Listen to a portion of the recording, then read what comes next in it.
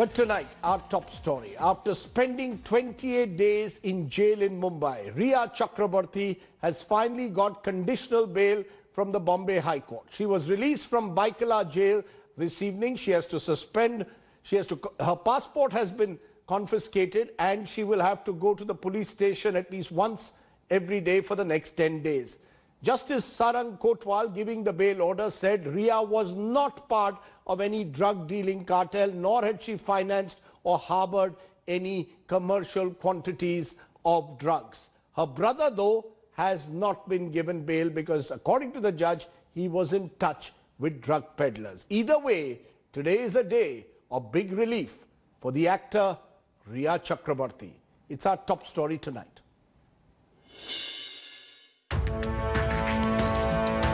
Rhea Chakraborty tastes freedom after spending nearly a month in the Baikula jail.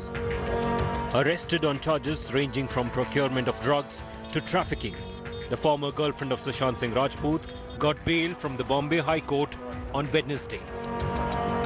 Rhea is not completely out of the woods yet, but the High Court's bail order gives her hope. Justice Sarang Kotwal has punched big holes in the case built by the Narcotics Control Bureau. The court noted that no drugs were seized from either Rhea's or Sushant's home. The drugs involved were not commercial quantity. Rhea did not sell the drugs for profit. The court did not agree with NCB's charge of Rhea financing illicit drug trade. It said she was not a part of any chain of drug dealers. The court wondered how a person who gives money to a relative or friend who consumes drugs can face a 20-year jail term when the user faces only 1 year. It found the interpretation of Section 27A in the NDPS Act by the NCB against Rhea as highly disproportionate. Any party who does not get a favorable order is entitled to choose and file an appeal in the Supreme Court or any higher court. They're choosing their right.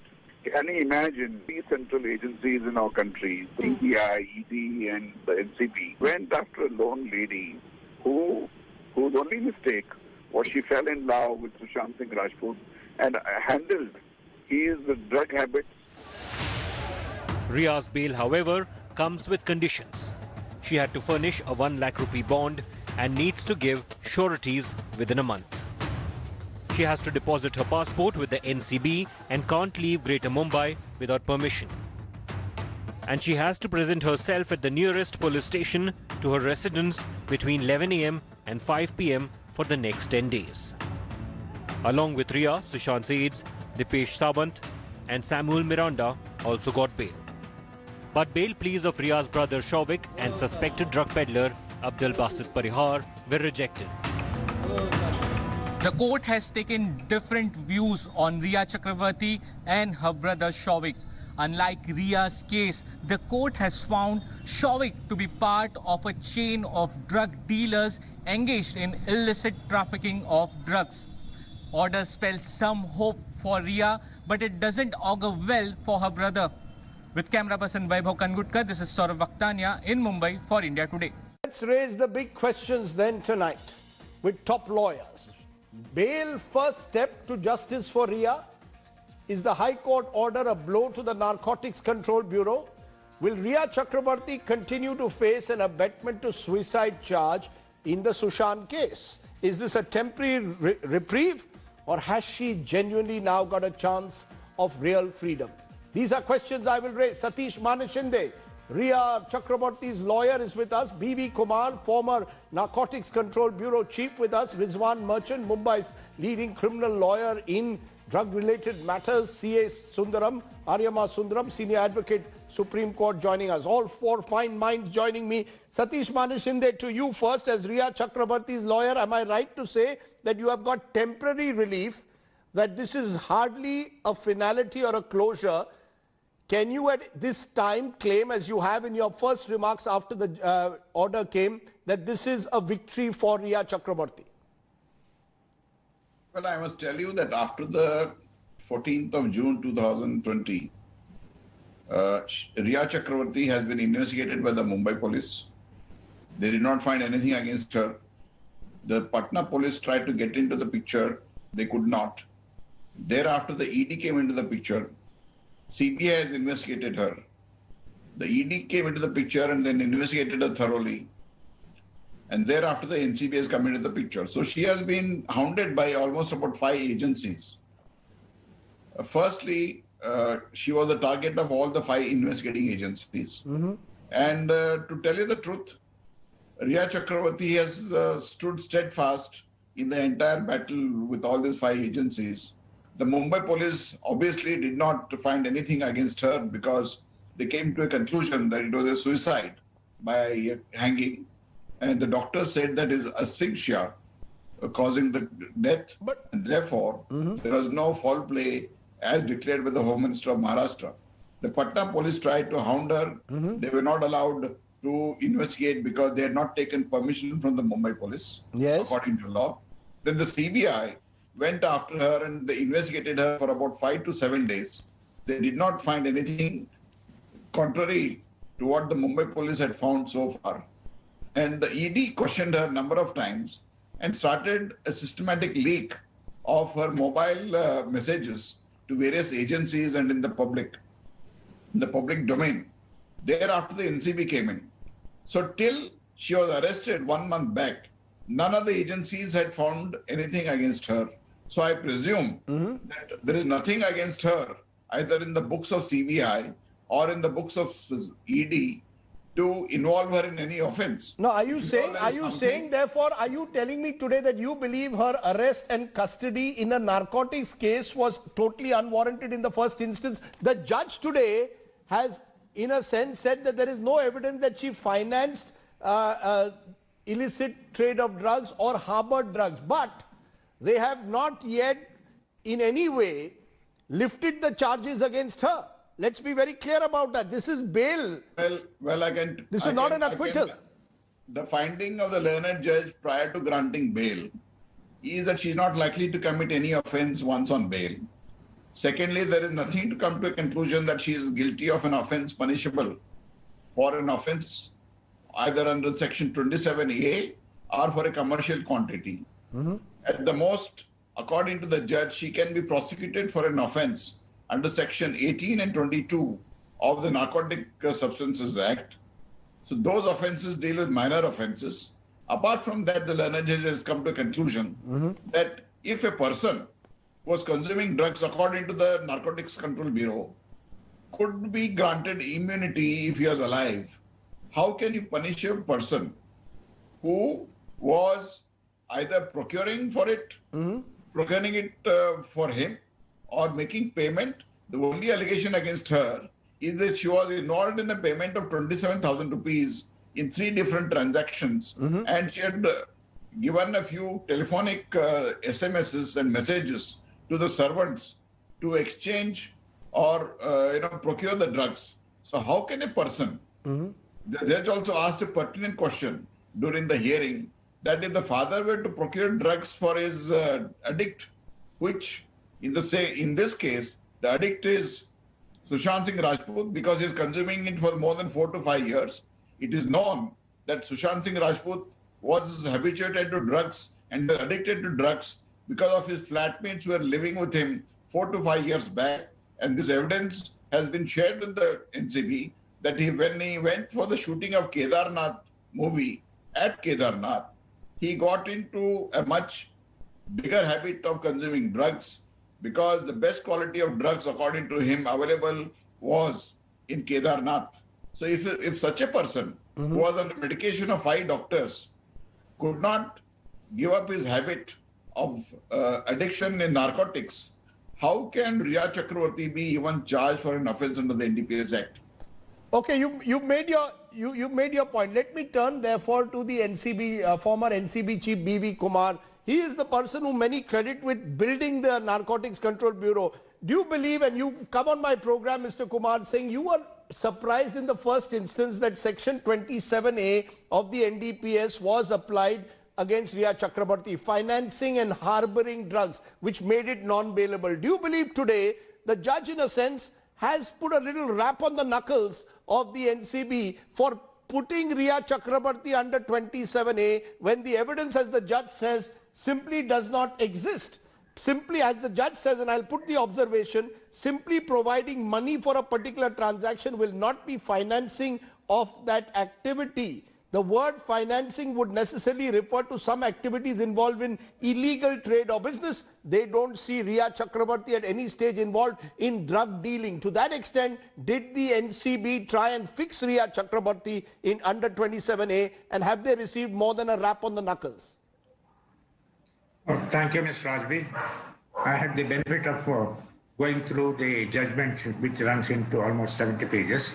And I think it's an outstanding decision and interpretation of Section 37 of the NDPS Act, which in fact says the drug offenders will not get bail.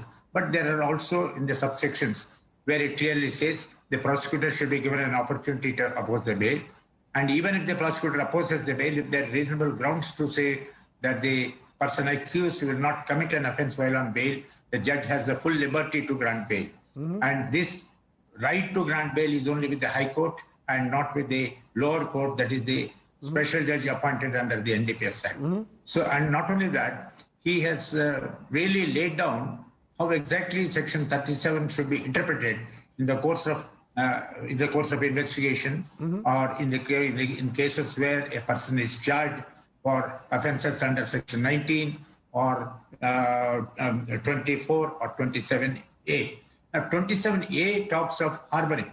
I was rather amused that the learned Assistant Solicitor General mentions that if a person is consuming drug and if it is not informed to the authorities concerned, it amounts to harboring a drug addict or a drug offender. Right. That is too far-fetched to give such an interpretation under Section 27A. Harboring drugs would really involve like harboring a real criminal offender in your house or in your premises, which is under your control, and not informing the authorities, and fully knowing fully that the person has committed a serious offense, not a person involved in this particular case, where so to that extent, that's my point, Mr. B.V. Kumar. To that extent, after this order, this bail order, it's not an acquittal, it's a bail order. Is the NCB being in some way being told that you overextended your hand? If 27,000 rupees are paid to procure drugs in small quantities amounting to, let's say, 59 grams, is that enough to accuse you of financing and harboring? Did the NCB, in your view, try and fix Rhea Chakraborty? I want a straight answer to that, to make it non-bailable when it was clearly a bailable offense. We have to sort of go to the background in which she procured drugs for Sushant Rajput. For the simple reason he was a confirmed drug addict, and without drugs being available at the proper time, he gets into a what you call a withdrawal symptoms, and a person can become violent, he can become depressed, and so many other sort of what you call he may be prone to violence also.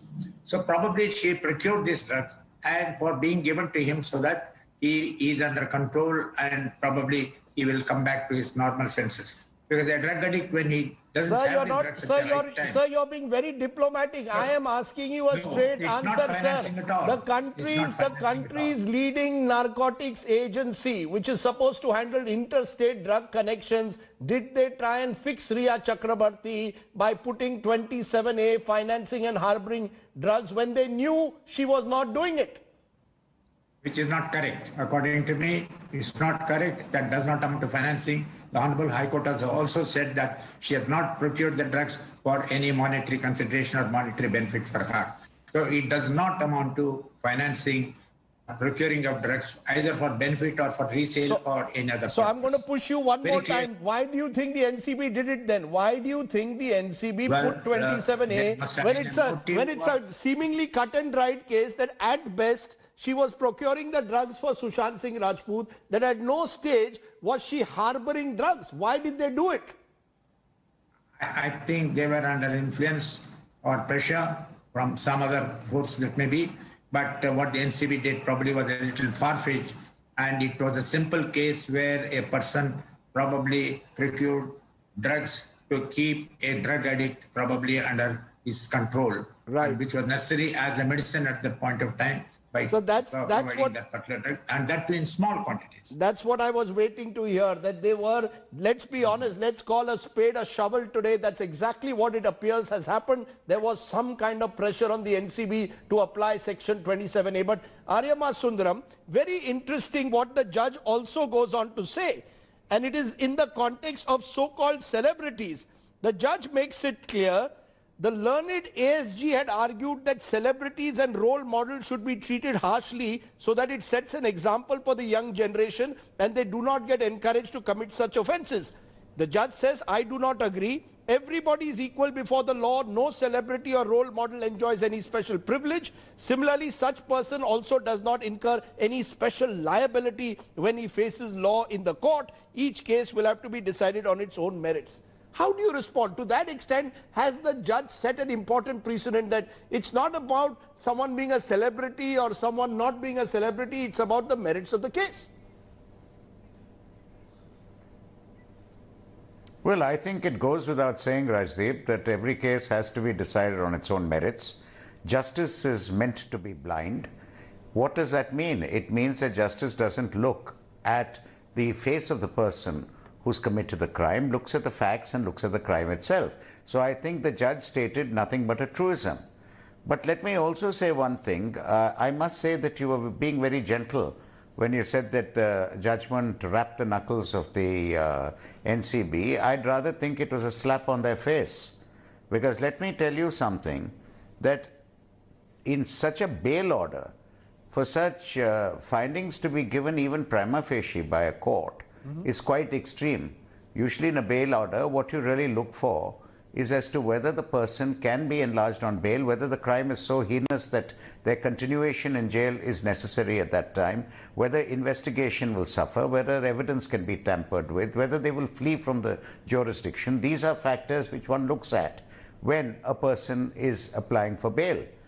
For the judge to have gone into such depth actually shows that there was so little in that complaint that the judge was forced to remark that, look here, I find that what all you have been saying is hardly made out at all.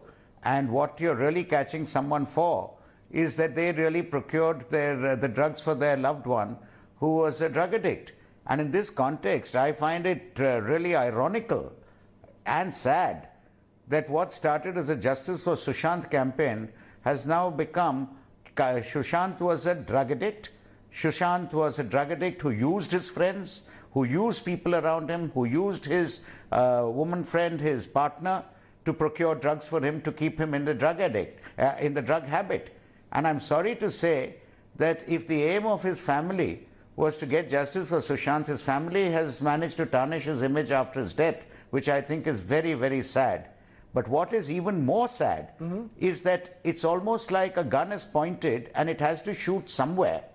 And this girl has got caught in that fire play. After having the CBI is not able to progress, the ED is not able to progress, and now they catch her on so-called drug charge, where even if you looked at the complaint on the face of it, it really doesn't make out the offences she's been accused of. All it can make out really is that she helped her partner in getting the drugs that he needed. And that is all she has done. And here, let me point out a difference to you, Rajdeep. There's a difference between a person who gets drugs for somebody whom they don't know, who calls up and says, look, get me drugs. So in that case, they can be a supplier. But someone who gets drugs for their own partner, it cannot be that they're a procurer or a supplier. What they're really doing is that, look, how many women would, Indian women especially, and I'm not being misogynist here, how many Indian women would refuse their man when their man wants them to do something?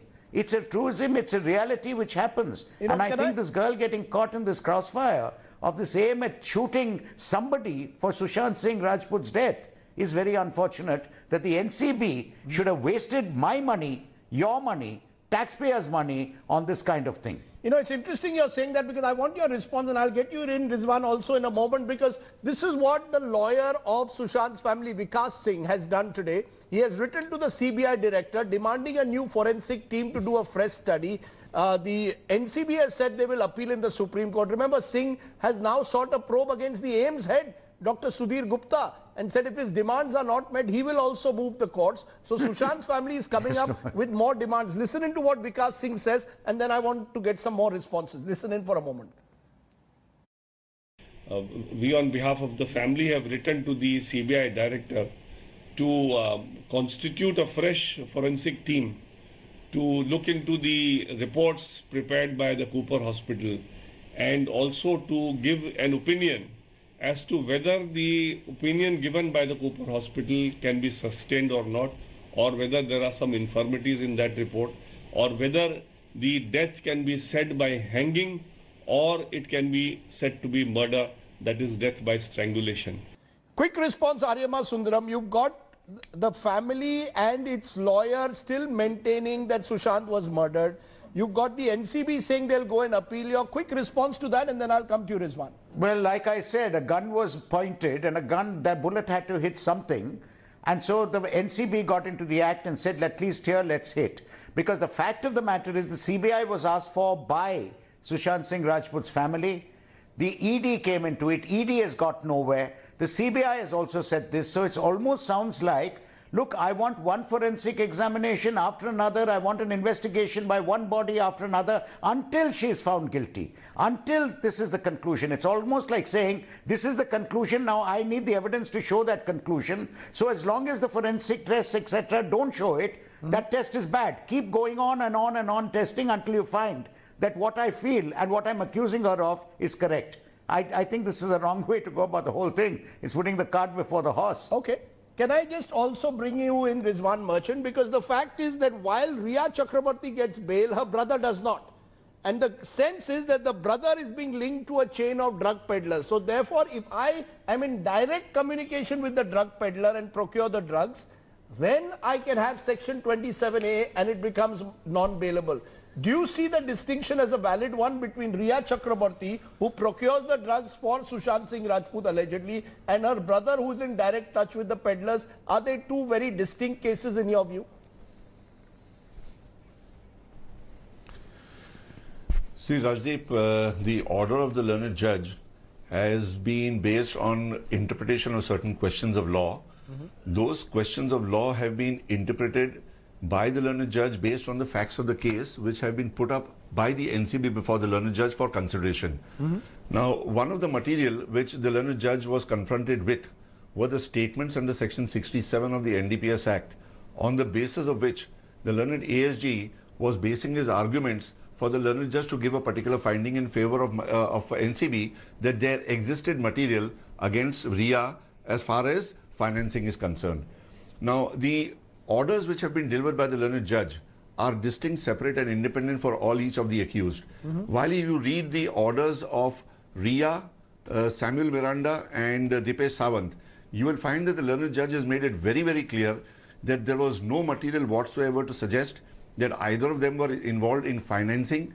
Learned judge has gone categorically differentiating financing from other activities. Any particular activity where a person invests his money expecting a particular return in exchange for his investment is something which you can say that he is investing. As far as financing is concerned, there was no material against Rhea or either Dipesh or Samuel Miranda. Dipesh, for our but on the other hand, when the learned judge was confronted with the statements under 67, now as far as the material against the other two is concerned, Shovik and Parihar, the entire reliance was placed on the statements under section 67. Though they were retracted statements, but the learned judge felt that at this particular point of time, the retracted statement is not something which can be invited for any particular observations. It is something which is open to evidentiary scrutiny at the time of the trial. Right. Now, as far as the attempt by Vikas is concerned, this is something which is very shocking. Rajdeep, let me tell you, Supreme Court has been very clear, saying that investigation has always been considered by the Supreme Court as the prerogative of the investigating agency. Now, it is the investigating agency which can either voice its satisfaction or dissatisfaction about the nature of evidence which is being collected. If they are satisfied, they go ahead with the final report. If they are not satisfied, they can conduct further investigation of 173(8). I understand CBI is spearheading the entire prosecution for and on behalf of the complainant. But that does not give latitude to the complainant to adopt this policy of pick and choose, that A, evidence is something what I'm accepting, B, evidence is something which I'm rejecting, I'm not happy with the AIIMS report, so you constitute a fresh forensic team. This is not the task of the complainant. The complainant is supposed to cooperate with the investigating agencies to facilitate closure report or to facilitate the filing of a final report. This is something which has never happened in the past and should not be allowed to happen in the past. That is, that is something that Vikas Singh will have to answer. Something very important. I'm sorry, Rajdeep, something very important. Yes. Yes, something very important. Your question as to why NCB did this with Rhea. See, under section 69, the statute has given a protection to an officer of the NCB, that anything and everything which you do under the protective umbrella of investigation under NDPS Act is deemed to have been done by them in good faith. Comparatively, if you see section 166 capital A of the Indian Penal Code, there is an opening provided by the statute that if a police officer does something which is not warranted during the course of investigation, he can be prosecuted. Now, this is missing under NCB, under NDPS Act.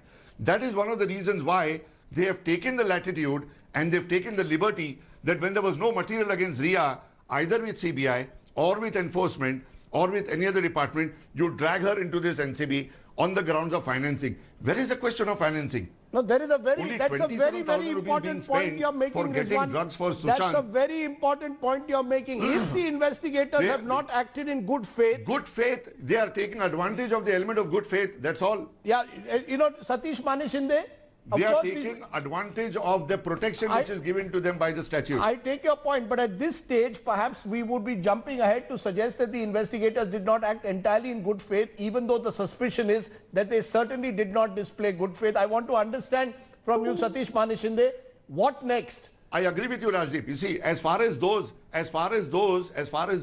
who were found in possession of material, I can understand that they were in possession, so you have a different approach to them.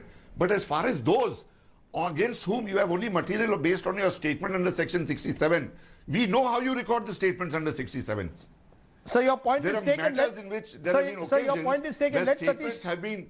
Let Mr. Manishinde respond. Mr. Manishinde, what next? If it is suggested that the NCB did not act in good faith, is that something that you intend to pursue? I have said right from the first day that Rhea Chakraborty is being hounded by central agencies, obviously with a view to arrest her in some case or the other. And it happened right in front of us in the NCB office. They called her for 3 days. They gave her sweet stories. I have also made allegations against the NCB officers in the connected case of Kshitij Prasad, that the NCB threatened him that if he did not name film stars and people from the Bollywood, they would arrest him, which happened. So therefore, the investigations are totally mala fide. They're not conducted in honest manner. And I'm going to go after each and every officer who has been, hounding my client. And I will list them all once. Are you telling me that you intend to prosecute the NCB officers if necessary? If I find a material which I feel, I suspect that is enough, I will actually take action against those officers. You know, B.V. Kumar, here you have Rhea Chakraborty's lawyer now saying it's the NCB which must be prosecuted in a way. While the law itself may not provide it, other sections under the IPC do provide if police officers are seen not to act in good faith. According to the lawyer here on the program, Satish Manishinde is saying NCB was forcing Kshitij Prasad, for example, to name certain Bollywood stars, saying they were consuming drugs. This is not what the NCB is supposed to be doing. What does that say about India's premier agency, sir? I have to leave. I fully agree with the learned senior counsel, Mr. Manishinde, that the officers either of the Customs Department or of the NCB or for that matter any government agency act in a vexatious manner, they are liable to be prosecuted. And in this particular case, allegations were made by Prasad that he was harassed, he was threatened if the names of certain film stars were not mentioned. To that extent, I think he was right in case he is able to prove that there was vexatious behavior on the part of the investigating agency or its officers. That will apply to all departments. Now, I wanted to make one small point. There was a recent decision of the Honorable Supreme Court in the case of Sujit Tiwari versus Government of Gujarat. It's a Supreme Court decision which came in January 20th of January 2020, where they make two very interesting observations. In fact, in that particular case, the brother of the appellant was a captain on a ship in which 1,445 kilograms of heroin was found, not even hashish, heroin was found. And this brother of the accused was on the shore in Porbandar, and he was also charged, kept in jail for 2.5 years. The Honorable Supreme Court observed that the statements recorded under Section 67 of the NDPS Act is before a larger bench of the Supreme Court, and they have to decide whether they are admissible in evidence or otherwise. The second observation they made was the only other evidence that's available is in the WhatsApp messages between Sujit Tiwari and his brother Supreet Tiwari, who was the accused.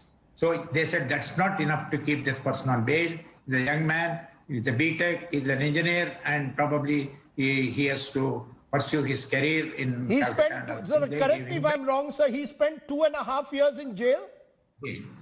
And unfortunately, the Supreme Court came to his rescue and granted him bail, and very, very clearly said that WhatsApp messages are not enough to keep him in custody. Yeah. And they also said statements under Section 67, whether it's admissible or not, is before the larger bench of the Supreme Court. Until such time, the situation is a little dicey. These are very, very interesting elements that are coming in this case. I want to get you in, Aryama Sundaram, at this moment. As a final word on this, is this therefore a wake-up call to our agencies that caught in this sensationalism of the media, caught in this entire trial by media, that the slander that has gone on, that even the criminal justice system gets caught in it, including the country's leading agency. We are not saying Rhea Chakraborty is innocent, but clearly prima facie it appears at the moment that the NCB has not acted in good faith. What is the message then? Today it's Rhea Chakraborty, tomorrow it could be anyone else that they want to fix. Rajdeep, I'm very sorry to say that this is something not new, this feeling. For a long period of time, people have suspected the bona fides of the police. People have suspected the bona fides of various authorities, various organizations. In fact, if you remember, the CBI itself was a body which came under so much criticism that it was even the expression given by a judgment by an order of the Supreme Court was they were like caged parrots. So actually, if you look at it that way, public perception has for a very long time lost faith in all these agencies. And what worries me is when the NCB, which should be doing much larger issues, gets involved in calling Bollywood stars to parade before them as though it's a modeling ramp. It really worries me that when the NCB is spending your money and mine and taxpayers' money to find out which Bollywood actor is consuming drugs and who's not, naturally, people are going to suspect the very bona fides of such organizations. And the whole, what is most upsetting about it is they are bringing this on themselves. Whether it's the NCB, whether it is other investigative authorities, they are bringing it on themselves by the manner in which they conduct investigations. Well, someone is calling... And a case like this is really a pointer. It's really a pointer to what the NCB is all about. Well, the word that has been used by some of the critics of the NCB is that it is the No Conscience Bureau. The Narcotics Control Bureau, tragically, perhaps at least in this case, appears to have become the No Conscience Bureau, and that should worry us all. I appreciate the fine legal minds and the former NCB chief who've joined us. Should we start a Justice for Rhea campaign? I leave it to you, the viewers. Thank you very much for joining me.